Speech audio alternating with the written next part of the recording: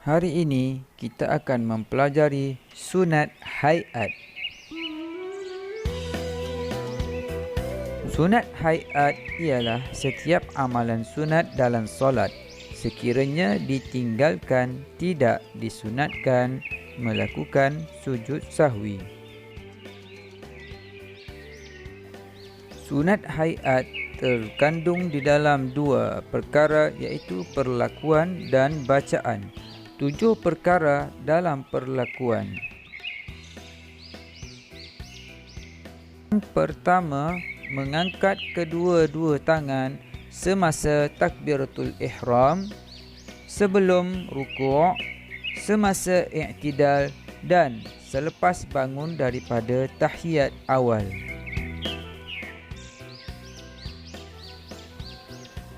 Yang kedua, meletakkan tangan kanan di atas tangan kiri ketika berdiri iaitu qiyam.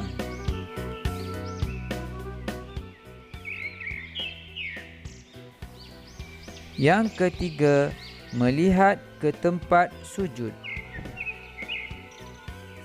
Yang keempat, meletakkan tangan di atas paha ketika tahiyat awal dan tahiyat akhir. Yang kelima, duduk iftirash ketika tahiyat awal.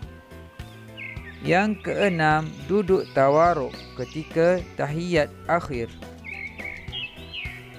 Dan yang ketujuh, berpaling ke kanan dan ke kiri ketika memberi salam. Mari kita lihat sekali lagi di dalam perlakuan, mengangkat kedua-dua tangan ketika takbir intikal, meletakkan tangan kanan atas tangan kiri ketika berdiri yakni qiyam, melihat ke tempat sujud, meletak tangan di atas paha ketika tahiyat awal dan tahiyat akhir, duduk iftirash ketika tahiyat awal, duduk tawaruk ketika tahiyat akhir dan berpaling ke kanan dan kiri ketika memberi salam. Baiklah, sekarang kita lihat pula 11 perkara dalam bacaan. Yang pertama, membaca doa iftitah. Yang kedua, membaca isti'azah sebelum membaca Al-Fatihah. Yang ketiga, menyebut lafaz amin selepas membaca Al-Fatihah. Yang keempat, membaca dengan kuat bacaan Al-Fatihah dan surah pada rakaat pertama dan kedua dalam solat subuh, maghrib, isyak dan solat Jumaat. Dan juga membaca dengan perlahan bacaan Al-Fatihah dan surah dalam solat zuhur dan asar. Yang kelima, membaca surah atau sekurang-kurangnya 3 ayat selepas membaca surah Al-Fatihah pada rakaat pertama dan kedua dalam solat.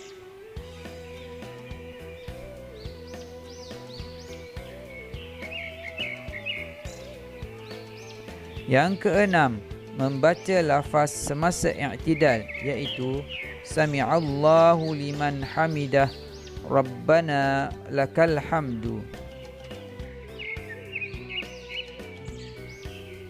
Yang ketujuh, melafazkan takbir intiqalat mengiringi setiap pergerakan dalam solat iaitu lafaz Allahu Akbar.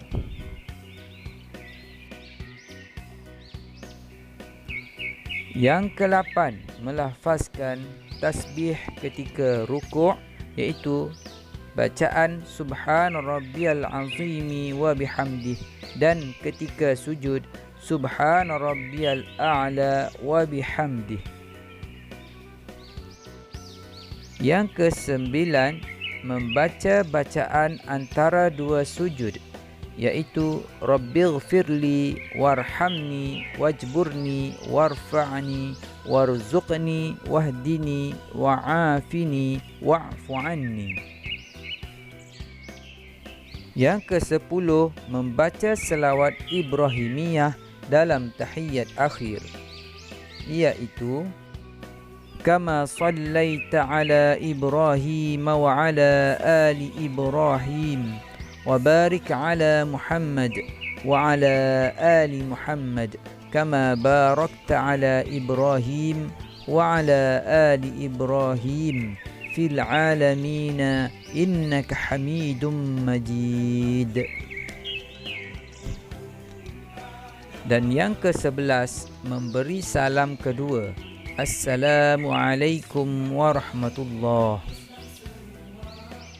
Mari kita ulang kaji semula sunat hayat dalam bacaan. Yang pertama membaca doa iftitah. Yang kedua membaca isti'azah sebelum membaca Al-Fatihah. Yang ketiga menyebut lafaz amin selepas membaca Al-Fatihah. Yang keempat menyaringkan dan merendahkan suara dalam bacaan. Yang kelima membaca surah selepas Al-Fatihah. Yang keenam melafazkan takbir intiqalat mengiringi setiap pergerakan dalam solat. Yang ketujuh membaca lafaz semasa i'tidal. Yang ke-8 membaca tasbih ketika rukuk dan sujud. Yang ke-9 membaca bacaan antara dua sujud. Yang ke-10 membaca selawat Ibrahimiyah dalam tahiyat terakhir. Dan yang terakhir memberi salam kedua.